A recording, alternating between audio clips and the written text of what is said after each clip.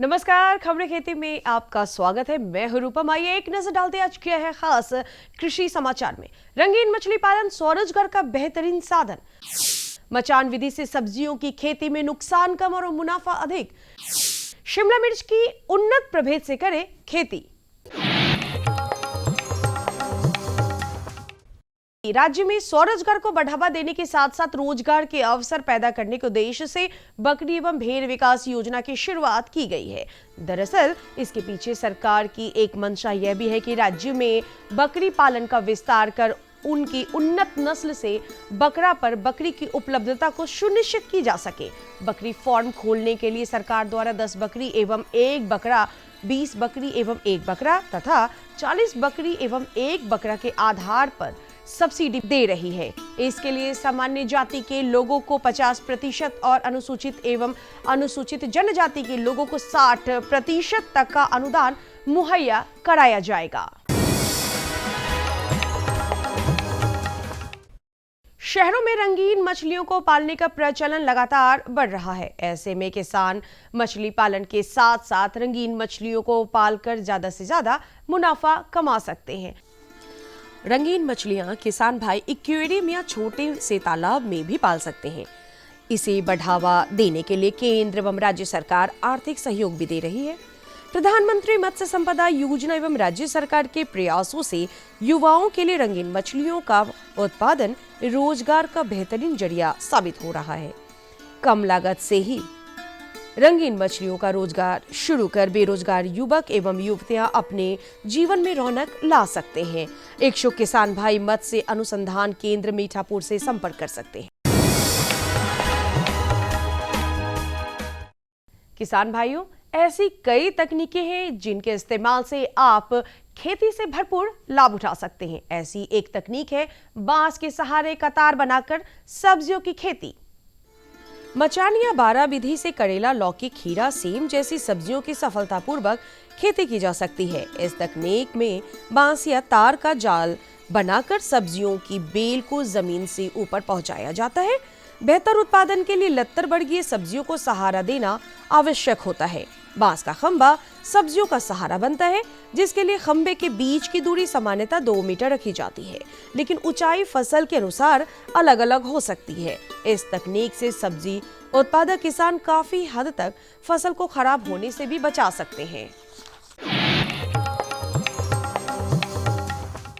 शिमला मिर्च की खेती एक ऐसा व्यवसाय है जिससे किसान भाई 2 से 4 महीने में ही अच्छा लाभ कमा सकते हैं। शिमला मिर्च की खेती करने में जलवायु एवं मांग तो अच्छी है ही, साथ ही इसमें कम पूंजी की आवश्यकता होती है। शिमला मिर्च की उन्नत किस्मों में अर्का गौरव, अर्का मोहिनी, ऐश्वर्या, अलंकार, हरी रानी एवं पूषा दीप्ति है, जिसकी खेती करना किसान भाइयों के लिए काफी लाभदायक साबित होगा।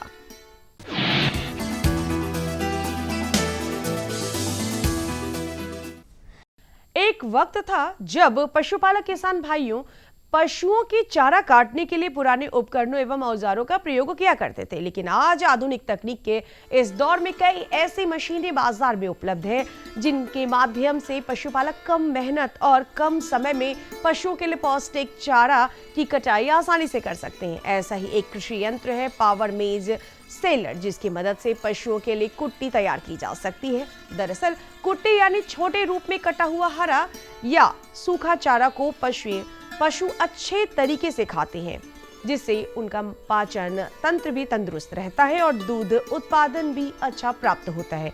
ऐसे में चारा काटने की यह मशीन पशुपालक भाइयों के लिए बेहद उपयोगी साबित हो सकती है।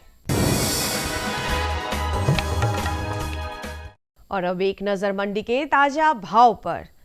आइए अब एक नजर डालते हैं राजधानी पटना के अंटा घाट सब्जी मंडी में और जानते हैं हरी एवं ताजी सब्जियों के भाव।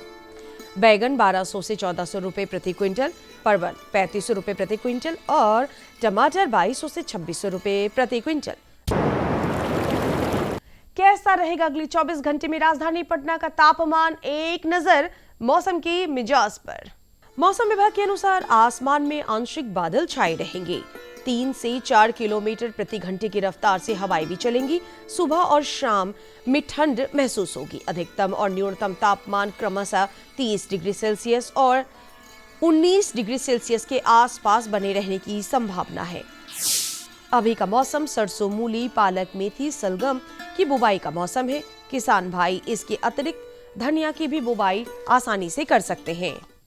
अभी आपने देखा कृषि जगत की तमाम हलचलों को खबरें खेती के माध्यम से। नमस्कार, मैं पूनम आप सभी किसान भाइयों का स्वागत करती हूं कार्यक्रम कृषि दर्शन में। किसान भाइयों, खबरों का सिलसिला आगे भी जारी रहेगा, लेकिन लेंगे यहाँ पे एक छोटा सा ब्रेक। अरे भाई रामेश्वर, क्या बात है? बड़े परेशान दिख रहे हो। सोच रहा था कि अभी तो हाथ पांव चल रहे हैं तो खेती कर पा रहा हूँ, कल को जब इनमें ताकत नहीं रहेगी गुजारा कैसे होगा? पेंशन से। पेंशन? हाँ, और वो भी हम जैसे किसानों के लिए। अब हम जैसे छोटे किसान भी 60 साल के होने पर 3,000 रुपए मासिक पेंशन पा सकते हैं। सच में? हाँ, चलो मैं तुम्हें दिखाता हूँ। 18 से 40 वर्ष की आयु के लघु और सीमांत किसान इस स्वैच्छिक और अंशदायी पेंशन योजना में 55 रुपए से 200 रुपए की मासिक किस्त देकर प्रवेश कर सकते हैं। भारत सरकार भी हर महीने किसान के बराबर किस्त का योगदान करेगी। कभी नहीं सोचा था कि हम जैसे किसानों की भी पेंशन का सपना कभी सच होगा। प्रधानमंत्री किसान मान धन योजना, अन्नदाता के परिश्रम को संबल, पेंशन से सुरक्षित उनका कर। नजदीकी जन सेवा केंद्र जाकर इस योजना से जुड़ें। ब्रेक के बाद आपका पुनः स्वागत है कार्यक्रम कृषि दर्शन में। किसान भाइयों, केला और अमरूद की मांग बाजार में सालों भर बनी रहती है और खासकर इस मौसम में केले और अमरूद की मांग बढ़ी हुई है और इसकी खेती सालों भर होती है। तो कैसे करें इस मौसम में कीट प्रबंधन? आइए जानते हैं हमारे विशेषज्ञ डॉक्टर सुनील कुमार यादव जी से। किसान भाइयों नमस्कार, मैं शांति भूषण कृषि दर्शन में आपका स्वागत करता हूं। किसान भाइयों, आज मेरे साथ विशेषज्ञ के रूप में हैं डॉक्टर सुनील कुमार यादव, जो उद्यान महाविद्यालय नूरसराय में पदस्थापित हैं। सबसे पहले मैं उनका स्वागत करता हूं। सर, आपका स्वागत। और किसान भाइयों, आज जो हमारा विषय है, बिहार में केले की खेती होती है और अमरूद की भी अच्छी खेती होती है। तो केला और अमरूद दोनों प्रभावित कीटों से किस तरह होता है, कैसे उसका बचाव किया जा सकता है, क्या क्या बीमारियां उसमें, मतलब क्या क्या कौन कौन से कीड़े उसको प्रभावित करते हैं, इस विषय पर हम बात करेंगे। तो सर, हम शुरुआत करते हैं इसमें सवाल, चूँकि हमारे यहाँ जो पटना से मतलब गंगा से उस पार जब हम होते हैं तो केले की खेती काफ़ी होती है। तो केले में कौन कौन से कीट केले के फसल को प्रभावित करते हैं जो हमारे किसानों की आमदनी को घटा सकते हैं? केला में कब कीटों का प्रकोप ज़्यादा होता है और उससे क्या कैसे बचना चाहिए? तो जो केले का मुख्य कीट है वो है राइजोम घुन है। जो केले का राइजोम होता है नीचे जड़ के पास, उसमें घुन लगता है और उसका जो लट है वो राइजोम में होल करके खाता है, जिससे क्या होता है कि केले का जो वृक्ष है, पेड़ है, वो पीला पड़ जाता है और पीला पड़ के सूख जाता है। तो इससे केले के जो उत्पादन में काफ़ी गिरावट आती है। तो इसका प्रबंध कैसे कर सकते हैं, कब? तो इसके प्रबंधन के लिए पहला तो हमको ये बात ध्यान में रखना है कि जैसे ही हम सकर्ष लें, केले का जो प्रोपगेशन होता है वो सकर्ष होता है, तो जैसे हम सकर्ष लें तो वो हेल्दी लें, थोड़ा स्वस्थ सकर लें जिसमें वो घुन ना आए, पहली बात। दूसरी बात ये है कि जब भी हम सकर्ष लगाएं केले का, तो उसमें कार्बोफ्यूरॉन नाम की दवा आती है। वो कार्बोफ्यूरॉन नाम की दवा 30 ग्राम पर पौधे के हिसाब से उसमें डालें। कार्बोफ्यूरॉन दानेदार आती है, तो 30 ग्राम पर पौधे के हिसाब से डालेंगे तो जो घुन है उसका प्रकोप नहीं होगा। Carbofuran 4G, carbofuran 3G। तो उसमें 3G या 4G दोनों में, मतलब दोनों कोई भी अगर मिल जाता है किसान को तो डाल सकते? 3G आता है। 3G ही डालना चाहिए। आता ही 3G है। अच्छा। ठीक है, तो ये तो हो गया केले का जो मुख्य कीट है। दूसरा जो केले का मुख्य कीट है वो है तना छेदक। ये क्या करता है तना छेदक, कि केले का जो तना होता है, सूडो स्टेम बोलते हैं, तना होता है, उसमें होल करता है और उसमें होल करके खाता है। तो इसके प्रबंध के लिए जब हम कार्बोफ्यूरॉन 3G डालते हैं, जब हम घुन का जो ट्रीटमेंट करते हैं, तो इसका भी ट्रीटमेंट हो जाता है, क्योंकि कार्बन 3G दोनों कीड़ों के लिए प्रभावित रहता है, वो उसका उपचार कर देता है। तीसरा जो केले में मुख्य कीट है वो है चेपा, केले का चेपा। तो इसके जो शिशु हैं चेपे के और प्रौढ़ है, वो पत्तियों से रस चूस के खाते हैं। पत्तियों से रस चूसने से पत्तियों का जो रंग है वो पीला पड़ जाता है और इससे केले के जो उत्पादन में गिरावट आती है। तो जो केले में जो चेपा लगता है उसका प्रबंध हम कैसे कर सकते हैं? तो पहला मैंने बताया कि जो कार्बोफ्यूरॉन 3G जो दानेदार आती है उसको हम जड़ में डालेंगे, तो वो क्या होता है कि धरती से जड़ों से जाइलम में होके वो केले के जो पौधा है उसमें ऊपर तक पहुंच जाता है। तो उससे क्या होता है कि चेपे का भी नियंत्रण होता है। दूसरा जो उपाय है उसमें हम मोनोक्रोटोफॉस, एक दवाई आती है मोनोक्रोटोफॉस 36 SL, तो उसका क्या करते हैं 5 ml का इंजेक्शन लगाते हैं केले के तने में। उसमें हम क्या करते हैं कि 1 ml तो मोनोक्रोटोफॉस 36 SL लेते हैं और 4 ml उसमें पानी लेते हैं। तो इस तरह से 5 ml का इंजेक्शन लगाते हैं केले में चेपे के लिए। तो इससे हम अगर ये दोनों उपाय करेंगे तो केले में चेपे का नियंत्रण हो सकता है। अमरूद के पत्ते खास करके अभी हम बिहार में देख रहे हैं, पत्ते बिल्कुल जालीदार हो जा रहे हैं। मतलब उसके पत्ते, और उसका प्रभाव ये है कि उसमें फ्लावरिंग कम हो रहा है, चूँकि फोटोसिंथेसिस कम होता है तो लगता है उससे भी प्रभावित हो रहा है, या जो भी हो। तो क्यों जालीदार होते हैं, कौन से कीड़े उसको प्रभावित कर रहे हैं अमरूद में? देखिए, अमरूद के जो कीटों पे हम चर्चा करेंगे तो अमरूद के सारे कीट मैं किसान भाइयों को बताना चाहता हूँ कि अमरूद में कौन कौन से कीट आते हैं और कौन कौन से कीट पत्तों को खाते हैं, कौन कौन से कीट फलों को खाते हैं। तो अमरूद में जैसे जो प्रमुख कीट है वो है मिलीबग है और चेपा भी आता है, और जो वाइट फ्लाई सफ़ेद मक्खी वो है। ये 3 कीट जो है वो चूसने वाले कीट है, रस चूस के खाते हैं। पत्ती की जो निचली सतह है मुख्य रूप से उससे रस चूस के खाते हैं ये तीनों कीट। रस चूसने से क्या होता है कि पत्तियों का रंग पीला पड़ने लगता है, पत्तियाँ सूखने लगती हैं और पत्तियाँ झड़ने लगती हैं, जिससे अमरूद का उत्पादन कम हो जाता है। तो ये तो है रस चूसने वाले कीड़े। अमरूद में जैसे मेन कीड़े हैं, जैसे जो फलों को नुकसान पहुंचाते हैं, फलों पे डायरेक्ट जो अटैक करते हैं उससे डायरेक्ट नुकसान होता है। तो उसमें है जैसे फल छेदक है और फल मक्खी है, 2 कीट आते हैं। तो फल छेदक तो क्या होता है कि जो फल छेदक का जो वैश्यक है वो फल पे अंडे देता है, और जब उसके जो शिशु हैं जिसको लट भी बोलते हैं वो जब निकलता है तो फल में होल करके और अंदर खाता है, जिससे फल खराब हो जाता है, डिफॉर्म हो जाता है और झड़ जाता है, जिससे अमरूद के उत्पादन में भारी गिरावट आती है। दूसरा जो फल का मुख्य कीट है वो है फल मक्खी। तो उसमें क्या होता है, फल मक्खी है जो फल में अंडे दे देती है, और अंडों से जो लट निकलती है फल मक्खी की वो सफ़ेद लट होती है, बिना पैरों की सफ़ेद लट होती है। वो जो अमरूद का पल्प होता है, वो खाने वाला पोर्शन, उसमें बहुत सारे उसकी लट दिखाई देती है सफ़ेद सफ़ेद। वो लट अंदर ही खाती हैं, जिससे अमरूद का जो फल है वो झड़ जाता है और सड़ जाता है, और जिससे मार्केट वैल्यू नहीं होती और काफ़ी भारी नुकसान होता है अमरूद में, बर्बाद हो जाता है वो। सर ने अभी कहा कि पत्तों को जालीदार कर देता है, तो हो सकता है अमरूद पे कोई भी कटरपिलर खा रहा होगा।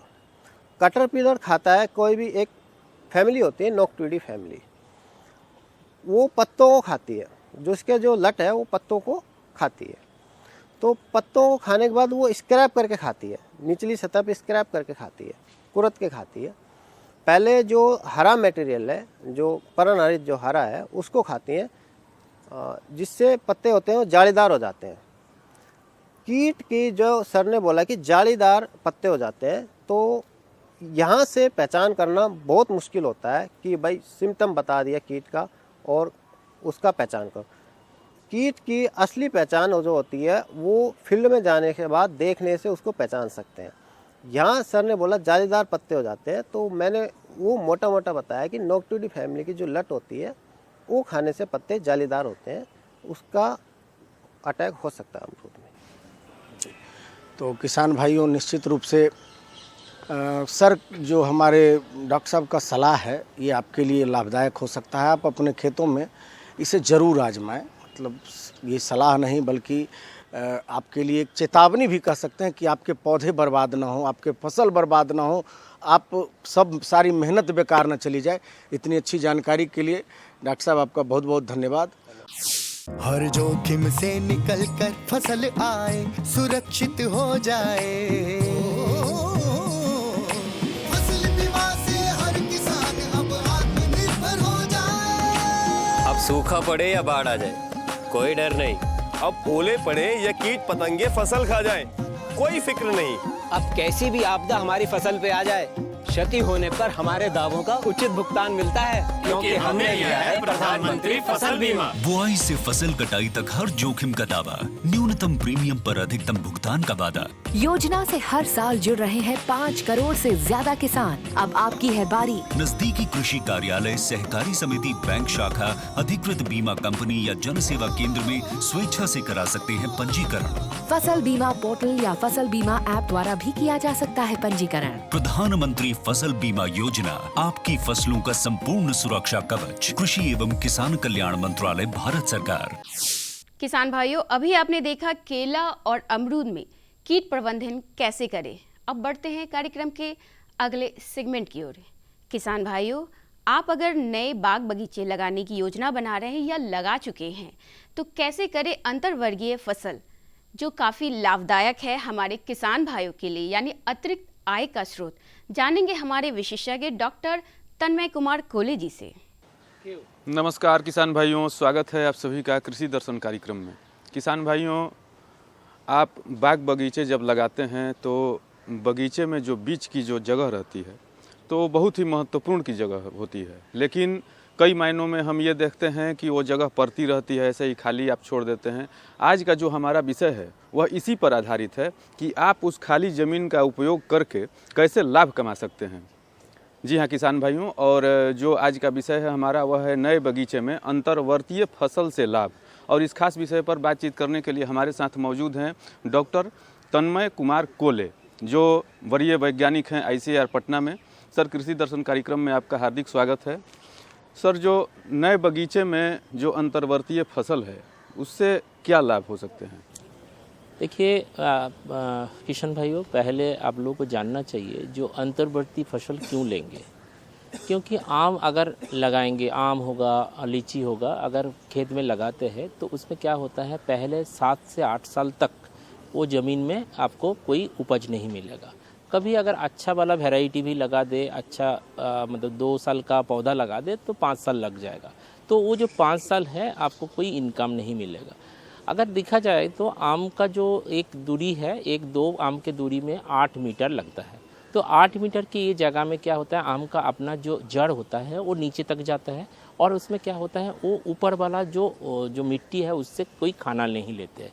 तो उस जगह में क्या हो जाता है, घास हो जाता है। तो उसमें घास आपका मिट्टी का जो खाद मतलब रहता है वो शोषण करते हैं। आज उस जगह में आप अगर सब्जी उगाए और दूसरा कुछ क्रॉप उगाए तो आपको एक्स्ट्रा इनकम होगा, और साथ में आपको मेन जो पौधा है उसमें हानिकारक नहीं होगा। अभी बातचीत आता है जो कौन सा पौधा लगाना चाहिए शुरू में 5 साल में। तो देखिए, जो लोकल एरिया का डिमांड के हिसाब से आप उसमें सब्जी लगा सकते हैं, क्योंकि वो ज़मीन सब्जी के लिए अच्छा हो जाता है। क्योंकि आप जब बागीचा बनाने जाएंगे, आप लैंड में यूज़ करते हैं ऊंचा ज़मीन में, और ऊंचा ज़मीन में सब्जी बहुत अच्छा होता है। तो सब्जी साल भर के आप वहाँ कोई भी सब्जी, पत्तादार सब्जी हो जाए, गोभी वर्गीय सब्जी हो जाए, टमाटर, मिर्चा, सब कुछ वहाँ अच्छा हो जाएगा। अच्छा, जहाँ आपको वो चीज़ का मार्केट नहीं है, सब्जी नहीं उगा सकते, वहाँ एटलीस्ट आप धान, गेहूँ, और आजकल का ज़माना में सबसे जो मतलब इम्पोर्टेंट चीज़ मार्केट में डिमांड तैयार हुआ वो मिलेट्स। तो मिलेट्स वहाँ आप लगा सकते हैं। जब हमारे किसान भाई नए बगीचे लगाते हैं तो जो खाली जगह में वो विभिन्न तरह की जिसका आपने जिक्र किया सब्जियों के बारे में कि ये किसान हमारे लगा करके लाभ कमा सकते हैं, तो सर तरीका क्या होना चाहिए? जो पौधा रहता है, पेड़ रहता है, उससे कितनी दूरी बना के सब्जियों को रोपना चाहिए और उसका तरीका क्या होना चाहिए? अच्छा, देखिए दूरी मतलब देखिए मेन जो जहाँ जड़ रहेगा वहाँ से 1 मीटर दूर तक आप छोड़ दीजिए। 1 मीटर दूर तक जड़ के नज़दीक में कोई घास होना नहीं चाहिए, उसमें अच्छा केयर लगिए। बाकी जो जगह है वहाँ से आप पावर टिलर कर सकते हैं, और अगर घर में गाय है, देसी काऊ से आप जोत के उस जगह में बढ़िया से कर सकते हैं। कोई दूसरा खेती के साथ इसमें ज़्यादा अंतर नहीं है, आप सेम कर सकते हैं। आपको ध्यान देना होगा जो मेन पौधा जब आप पावर टिलर चलाएंगे और कुछ करेंगे, मेन पौधा का कहीं डैमेज ना हो, और ये छोड़ के सब ठीक है। और दूसरा बात है, बहुत समय किसान एक गलती करते हैं जो खाद पर जो होता है ना, डिफरेंट वीड्स होता है, जंगली घास होता है, उसको मारने के लिए दवा छिड़काते हैं। तो वो देखना चाहिए, मेन पौधा में नहीं लगना चाहिए। और दवा छिड़कना तो और भी अच्छा नहीं है, क्योंकि अभी माना जाता है दवा आपका परिवेश का दूषण करते हैं।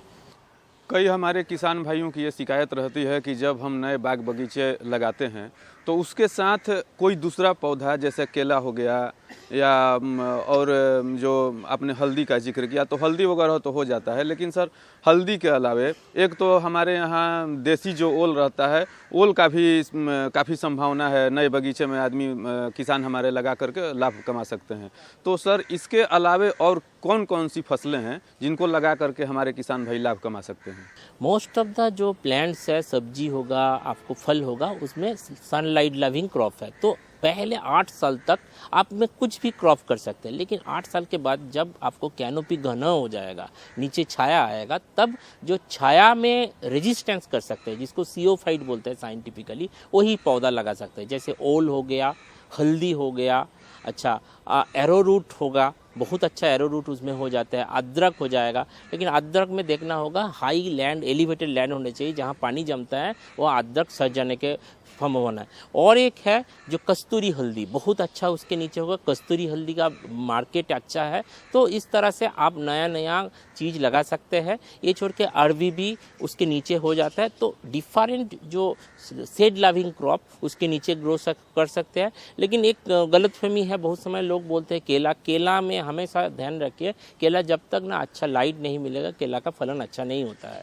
तो केला उसमें नहीं होता है, शुरुआत में आप केला लगा सकते हैं। इसी क्रम में एक महत्वपूर्ण सवाल हम ये भी लेना चाहेंगे कि कई हमारे किसान भाइयों की ये शिकायत रहती है कि नए बगीचे में जब वो कोई साग सब्जी लगाते हैं तो उसके चलते कीटों का प्रकोप बहुत ज़्यादा होता है, जिससे जो बगीचे का जो पौधा रहता है वह भी प्रभावित होता है। तो सर इससे बचाव के लिए हमारे किसान भाई क्या करें?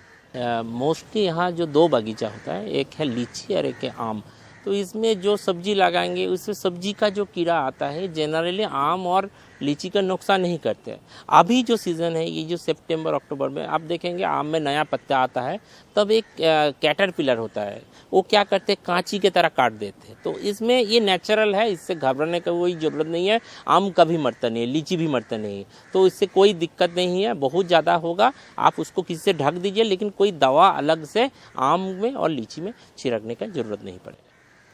एक छोटा सा संदेश आपका हम लेना चाहेंगे कि नए बगीचे जब हमारे किसान भाई लगाएं तो उसमें अंतर्वर्तीय फसल जब लगाएं तो उनको सावधानी क्या बरतनी चाहिए? सावधानी तो पहले देखना होगा जो आप कल्टीवेशन करेंगे, जो पहले भी मैं बताया, जो पावर टिलर चलाएंगे, जो मेन जो क्रॉप है उसको जड़ को ना काट जाए, वो चीज़ देखना होगा। और अगर आप बीज में कुछ छिड़क दे रहे हैं, मान लीजिए फर्टिलाइजर कुछ दे रहे हैं, वो पत्ती में नहीं गिरना चाहिए। तो जो मेन क्रॉप को एक दूरी बना के रखिए। और साथ में एक चीज़ ध्यान देना चाहिए, जो बरसात के बाद अभी जो विंटर से समर तक जो छोटा पौधा होता है आम का, तो आम हो लीची हो, इसमें पानी का ज़रूरत पड़ता है। तो आपको मेन क्रॉप जैसे हैम्पर ना हो, उसके लिए आपको दूसरा क्रॉप छोड़ के उसको भी ध्यान देना चाहिए। टाइमली आपको हल्का गोबर खाद मतलब जो होगा मिलेगा, और साथ में पानी का व्यवस्था करना। तो देखा किसान भाइयों, जैसा कि अभी हमारे विशेषज्ञ ने बतलाया कि जो ज़रूरी सावधानियां हैं अगर आप नए बाग बगीचे लगा रहे हैं और उससे ज़्यादा आप लाभ कमाना चाहते हैं, तो जो खाली जो जगह है उसमें अंतर्वर्तीय जो फसलें हैं जिसका हमारे विशेषज्ञ ने जिक्र किया, तो उसको लगा करके आप बेहतर मुनाफा कमा सकते हैं। तो इतनी अच्छी जानकारी देने के लिए डॉक्टर साहब आपका बहुत बहुत धन्यवाद।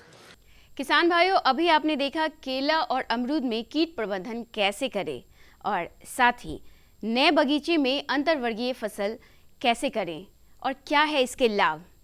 अब लेते हैं आपसे विदा। अगले अंक में इसी तरह हम कुछ नई और महत्वपूर्ण जानकारियों के साथ आपके समक्ष फिर हाजिर होंगे। तब तक मुझे और हमारी पूरी कृषि दर्शन टीम को दीजिए इजाजत। नमस्कार।